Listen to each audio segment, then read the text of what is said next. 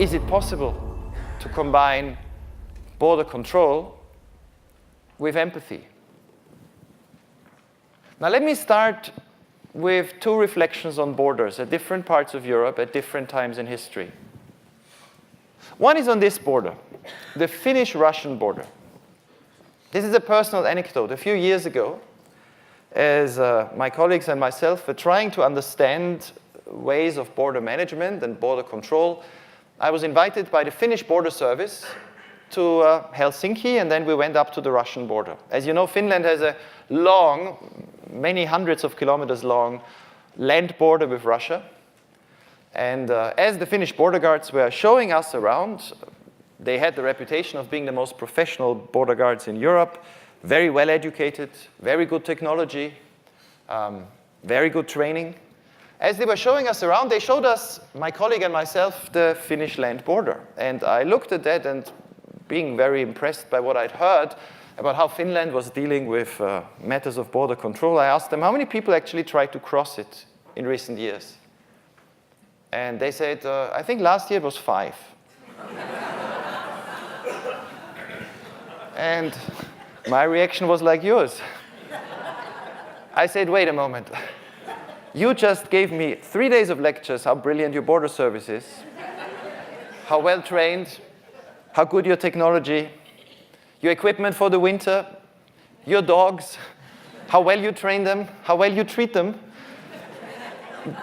But in the end, you have a border that is, 900 kilometers, that looks like this, and nobody tries to cross.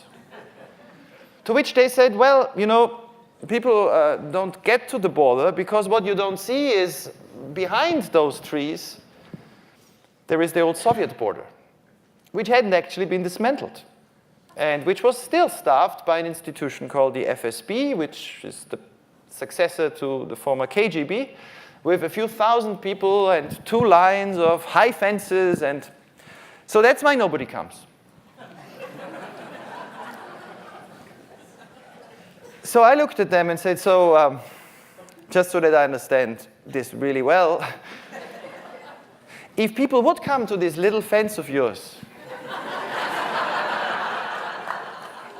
what would you do?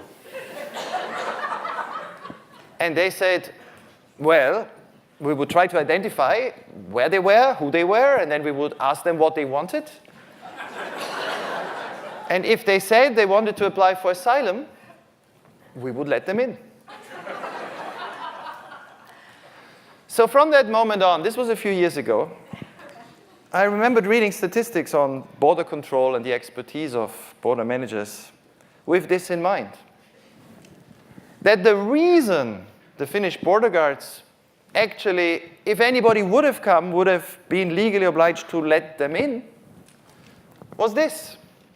Article 33 of the Geneva Convention on Refugees, which simply said that no contracting state shall expel or return, the French word refouler, a refugee in any manner whatsoever to the frontiers of territories where his life or freedom could be threatened on account of race, religion, nationality, and other reasons. And that means, practically, that anybody who arrives who claims protection and is a potential refugee, an asylum seeker, there needs to be a determination of whether it would be safe to return them to another country.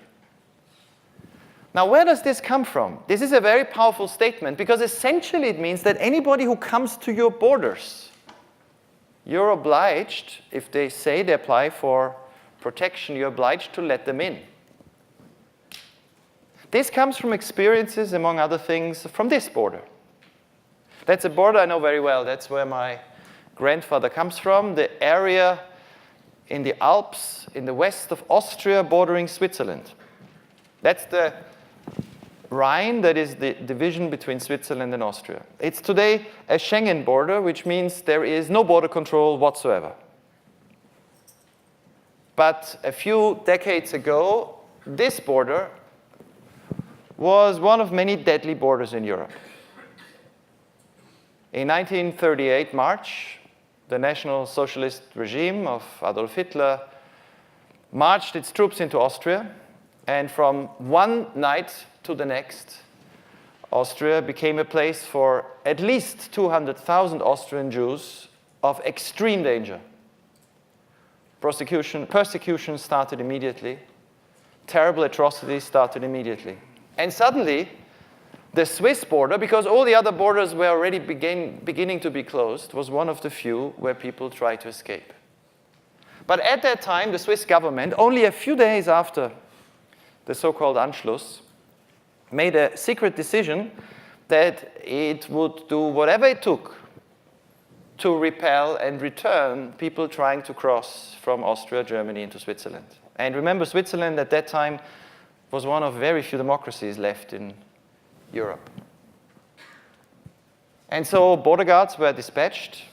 And as we know from a study of the Swiss Foreign Ministry a few years ago, between 1938 and 1945, around 20,000 people were handed over by the Swiss authorities back to the authorities of Nazi Germany, many of them to perish in concentration camps.